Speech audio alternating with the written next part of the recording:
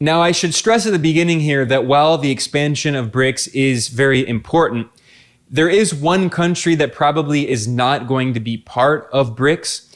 The other 5 countries that were invited are very likely going to be part of BRICS, but Argentina is likely not going to be able to. Why do I say that? Well, first of all, even before it was announced that Argentina was invited, the government actually said that it was not going to become a member of BRICS. Argentina has been dealing with a lot of economic problems, largely due to the unpayable, odious debt that it owes to the International Monetary Fund, the IMF, which is controlled by the US, and also to vulture funds on Wall Street like BlackRock. I actually have a separate video about the economic crisis in Argentina. I will link to that in the description below. But the unpayable, odious debt that Argentina owes in US dollars has caused an economic crisis and high rates of inflation over 100%.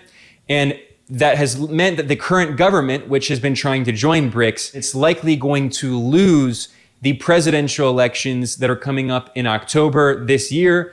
And there are 2 other main candidates. The current government is a centrist government of the Peronistas, the Peronists. It's a wide coalition, and it's largely governed by the center of the coalition. And in the upcoming presidential elections, there are 2 other main candidates. One is from the far right, an extreme far right candidate named Javier Milei, and he has made it very clear that he will not join the BRICS. Milei is basically very similar to the former fascist dictator of Chile, Augusto Pinochet, who was installed in power through a US-backed coup, a CIA coup, in 1973. Milei basically shares the same exact policies. He wants mass privatization of everything. He wants to sell off all state institutions. He wants to privatize healthcare and education.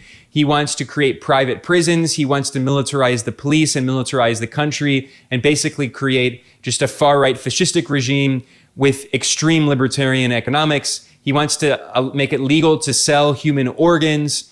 And he said he wants to cut off all political relations with China.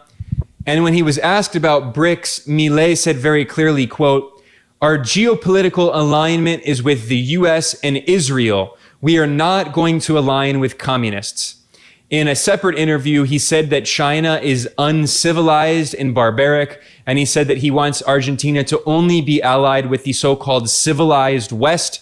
He's a white supremacist, he's a racist, and he's basically a fascist. I mean, he combines ultra-libertarian neoliberal economics with fascism. And if he wins, he's going to cut political relations with China, and he's not going to join BRICS.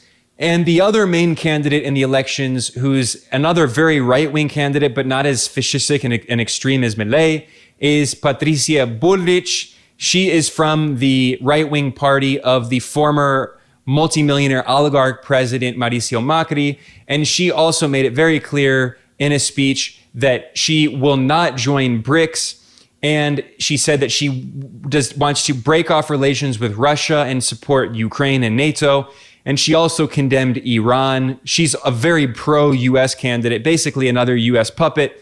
So 2 of the main candidates, the right-wing candidate and the far-right fascistic extreme candidate, they want to cut off relations with China and Russia and Iran. They don't want to join BRICS. And by the way, these countries that have been invited to join BRICS, they will not officially join BRICS until the 1st of January 2024. So if the right wing wins the elections in October in Argentina, there's a 0% chance they're going to join BRICS.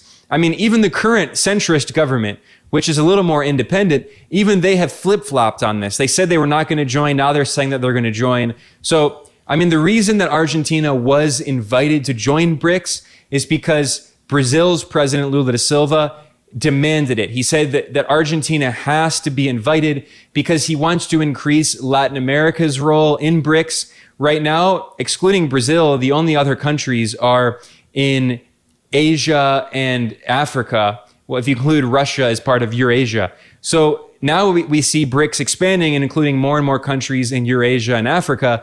Lula really wants to integrate Latin America with other countries in the global south. He wants to create a new currency to challenge the US dollar. And at the BRICS summit, as I'll talk about later, Lula called for creating a new currency to challenge the hegemony of the US dollar, to be held in the foreign exchange reserves of the central banks of the BRICS countries, and to be used in international trade.